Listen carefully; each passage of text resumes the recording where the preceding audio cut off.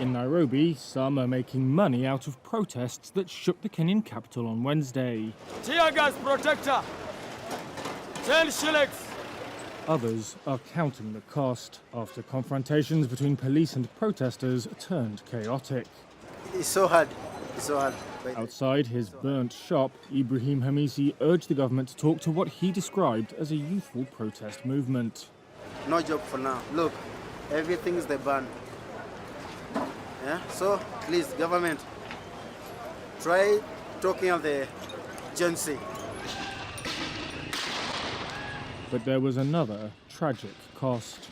The head of Amnesty Kenya said at least 16 people died during Wednesday's nationwide protests.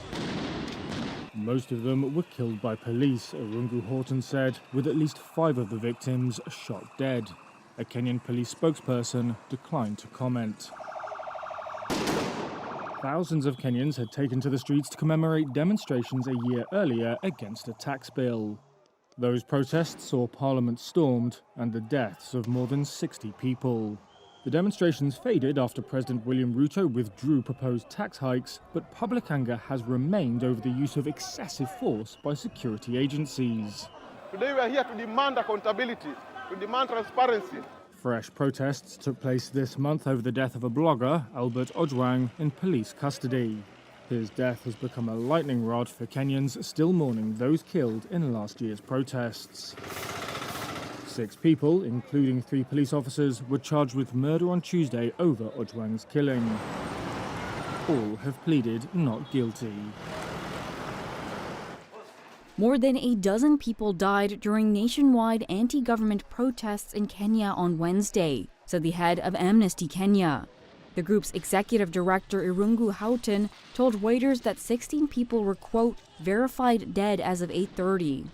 Horton said most of those who died were killed by police. He said the figures were verified by the global rights watchdog and the Kenya National Commission on Human Rights, or KNCHR.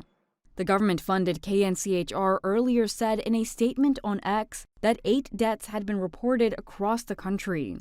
The watchdog noted heavy police deployment and, quote, allegations of excessive use of force, including rubber bullets, live ammunition, and water cannons. KNCHR said on X that over 400 casualties had been reported, including demonstrators, police officers, and journalists. Kenya's police spokesperson declined to comment on the statements by Amnesty Kenya or KNCHR. The state-funded Independent Policing Oversight Authority said in a statement at least 61 people were arrested during the protests. The protests come a year after deadly demonstrations against a tax bill culminated in the storming of Parliament and killed more than 60 people. Although last year's protests faded after President William Ruto withdrew proposed tax hikes, public anger has remained over the use of excessive force by security agencies, with fresh demonstrations this month over the death of a blogger in police custody. They shut the cameras off. They thought the silence would bury the truth. But Kenya's Gen Z is louder than ever. No blackout can hide it. Nairobi today is thick with tension. Not quite memory. Not quite a new beginning. Official channels are quiet. State-run broadcasts loop wildlife and old speeches, hoping this day passes unmarked. But the youth remember. They carry the ghosts of 2024 as a banner, not a burden. This is not just grief, it's resolve. A year ago, the streets ran with the blood of young protesters demanding a better country. Their names became hashtags, trending briefly before the algorithm moved on. The government promised justice, but promises are cheap from those untouched by hunger or police batons. The silence from power was meant to say, "We have forgotten. You should too." But Gen Z's memory is digital, archived in videos, screenshots, encrypted clouds. Today, that archive is open, broadcast from thousands of phones. No authority can switch it off.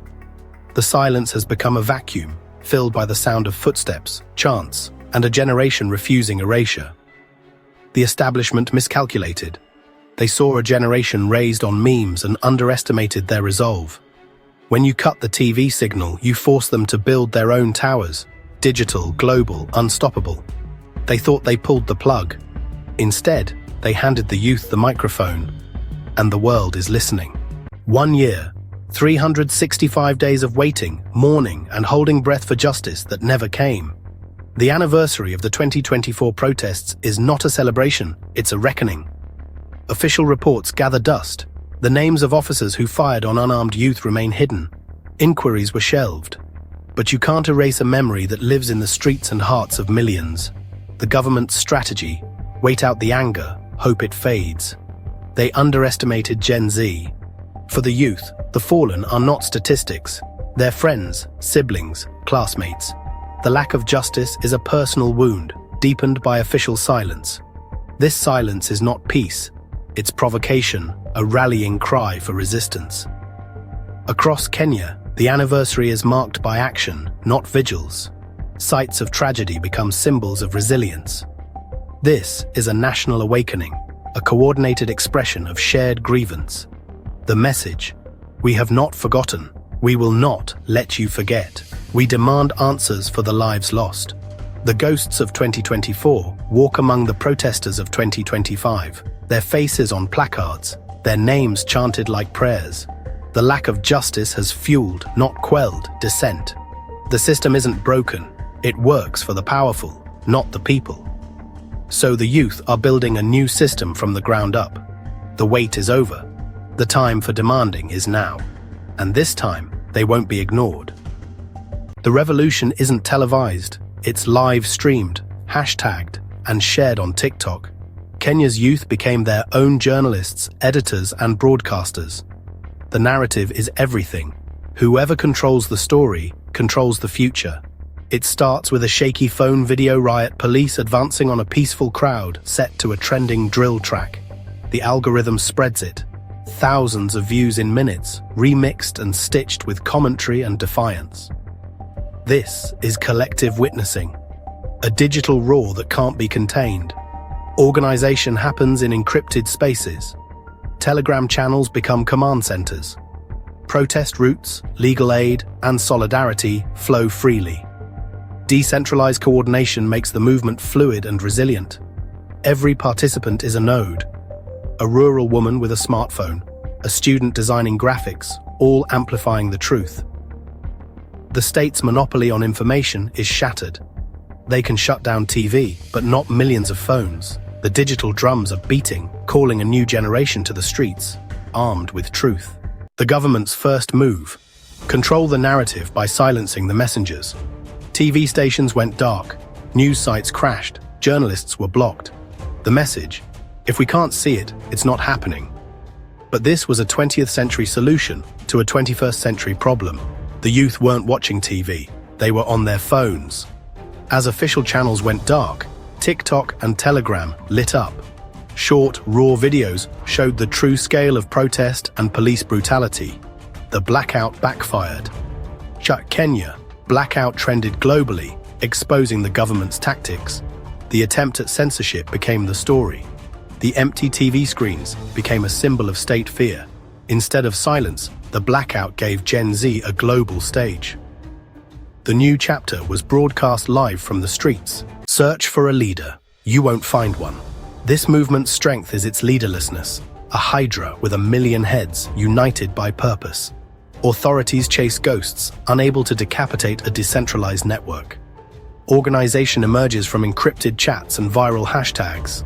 No party headquarters, no formal lists, just distributed power and passion.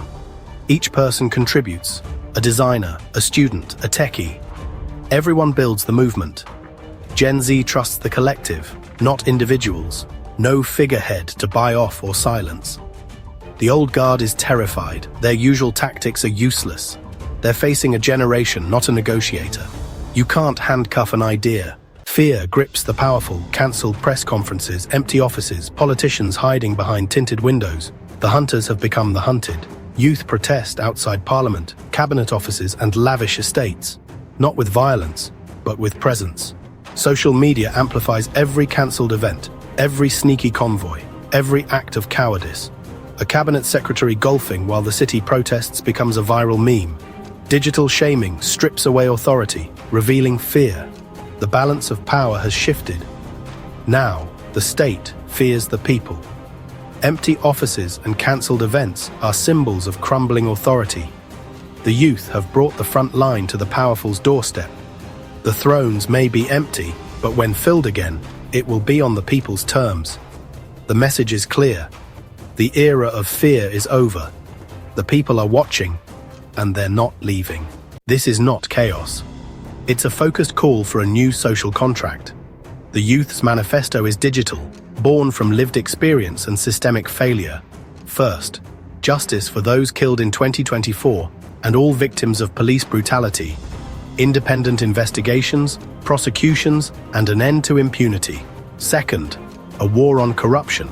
Lifestyle audits, asset seizures, and real consequences for the guilty. Third, a future with jobs and opportunity. Investment in real industries, not just projects for the elite. And real police reform. An overhaul, not just new uniforms. These are not radical demands. They're the basics of a just society. Justice for the past, integrity in the present, hope for the future. The youth are done waiting.